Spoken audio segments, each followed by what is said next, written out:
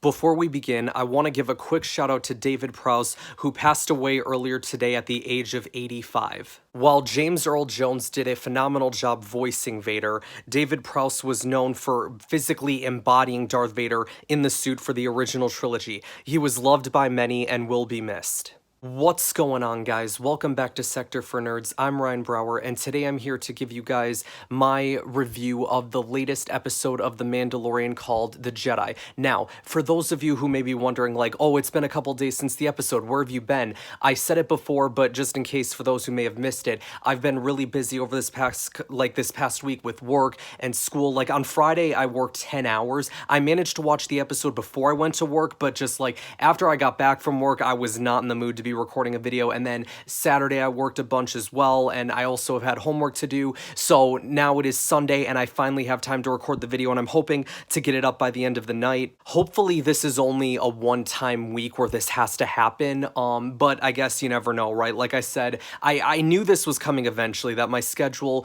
was gonna start to get busier and that it would impact the way things would work with YouTube a little bit. Now, let's get into the episode called The Jedi, the episode that we just recently got. And I tell you what, guys, of course, of all the weeks that I had to be late to the party as far as bringing you guys a review, it had to be the week where my favorite Star Wars character makes her live action debut. Now, before we get into the episode and I talk about what I liked about her being there, some things maybe that I not necessarily didn't like, but things that I think they could have done better with, let me just say this, you guys. I don't think people understand how big of a deal that it is to have Ahsoka in live action, not just in how important it is for Star Wars fans, but I guess more specifically for me. As someone who has been there since day one, back in, 2008, when she debuted in the Clone Wars movie, for her to go through the Clone Wars and see her journey there, to see it continually grow in Star Wars Rebels. I mean, what, 2008? That's, what, like 12 years ago now? So, and we're coming up on 2021, so that'd be like 13 pretty soon, right?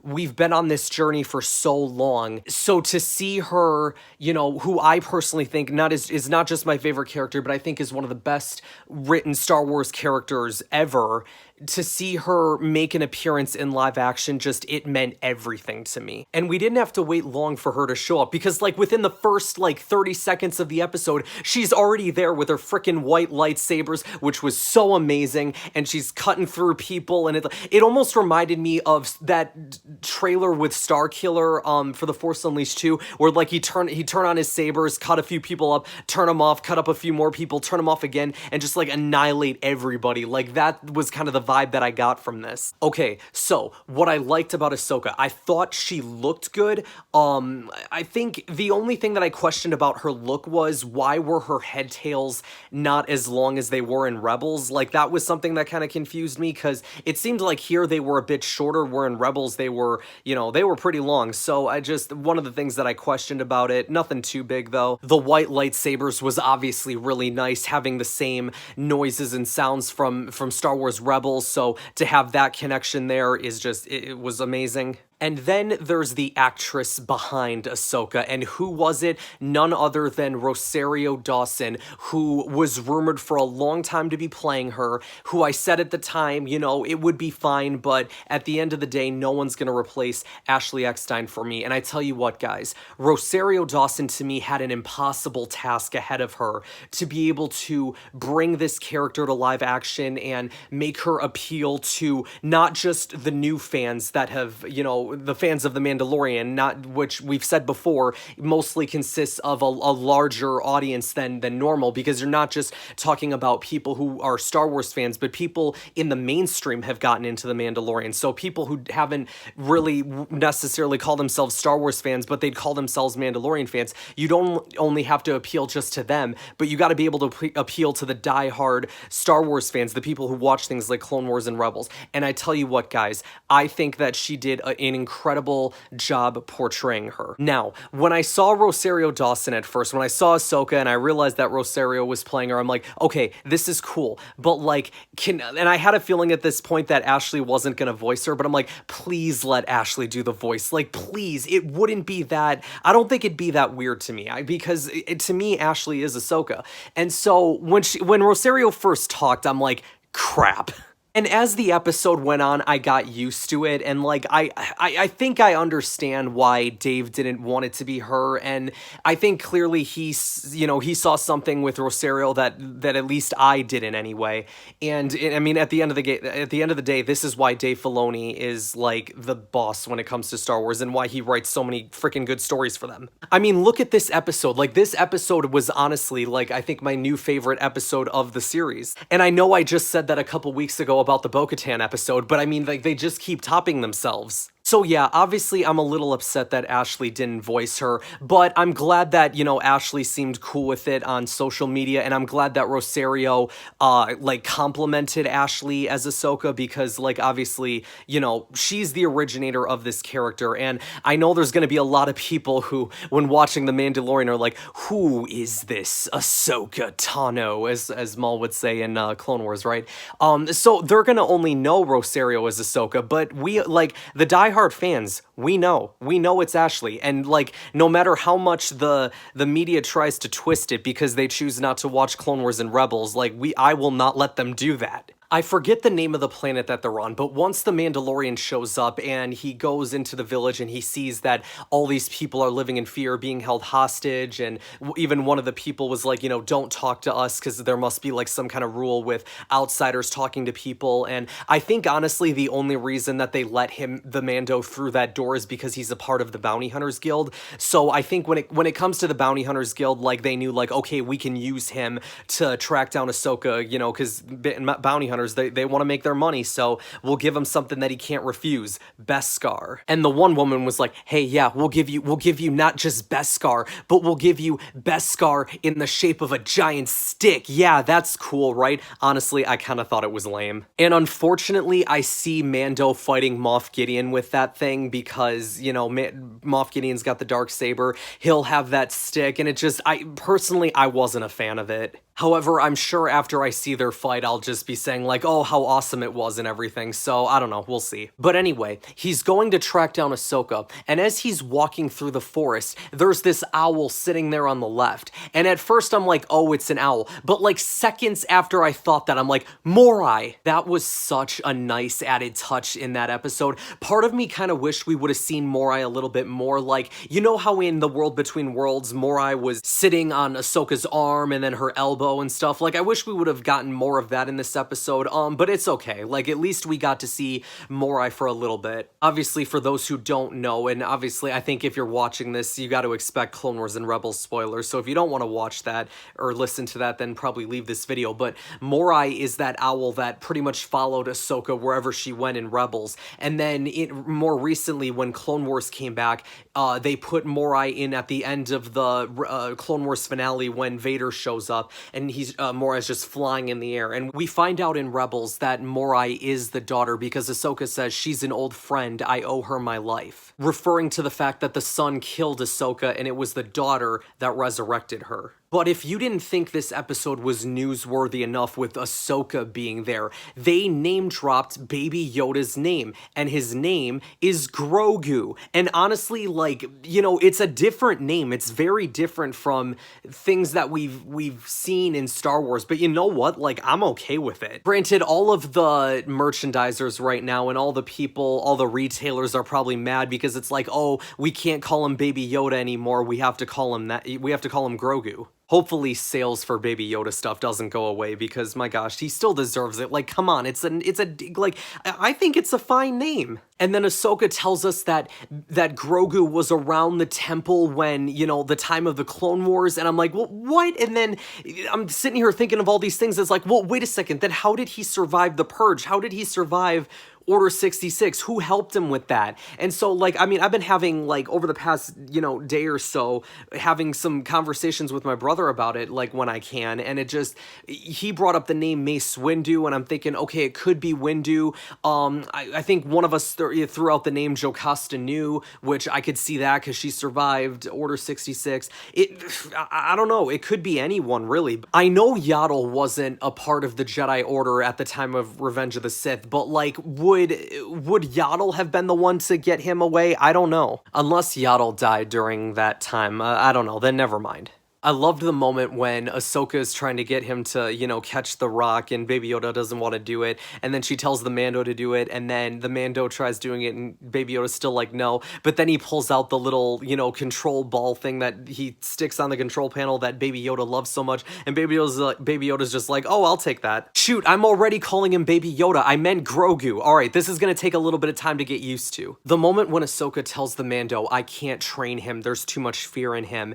And then her going on to say, I've seen what fear can do to the best of us, even to, you know, the fully trained Jedi Knights, obviously referring to Anakin and his turn to the dark side. And it's just like, she doesn't want to be responsible for that, which is completely understandable. So eventually Ahsoka and Mando go back to this town and liberate it, and Ahsoka has this fight with the female leader that's there, and she brings out that Beskar stick, and she fights Ahsoka with it. Now, I will admit, I wasn't a huge fan of this fight. Now, I know, before everyone says, like, oh, but, like, you know, trust me, I know, Ahsoka wasn't trying, okay? Like, I get it. She needed to get some information out of her, and boy, was there some information to share. But again, like I said, she wasn't trying to beat her, so I get, like, Ahsoka wasn't trying her hardest, because, like, if she was, I don't think I could buy into the fact that this female Jedi who has stood up to people like Darth Maul, Darth Vader, even Palpatine, and yet she gets, you know, kind of, you know, not necessarily her butt kicked, but she lets this other girl kind of get the best of her. Like, like, the fact that she hit one of her lightsabers into the water, like, I'm sorry, I didn't buy into that. Now, again, if she wasn't trying that hard, like, I don't think she was because she didn't want to kill her, then yes, I completely understand it. Now, let's get into the part, probably the part that made me jump out of my bed the highest when I was watching this episode. Ahsoka holds one of her lightsabers up to this woman and asks, where is your master? And I'm thinking, like, okay, who are they talking about? Where is Grand Admiral Thrawn? What? Give me live action Thrawn, yes, please. Now, the big question is this something that's gonna pay off in The Mandalorian, like at the end of season 2 or maybe even in season 3? Or are they waiting for a spin-off show to, you know, the Sabine Wren Ahsoka Tano show that we've all been waiting for? And speaking of, I'm pretty sure that this episode, I would think, have taken place before that epilogue scene at the end of Rebels, because I feel like if it didn't, then Sabine would have been there. Because that was the other question I had when I was watching this episode, is like, oh, where's Sabine at? Where's Sabine?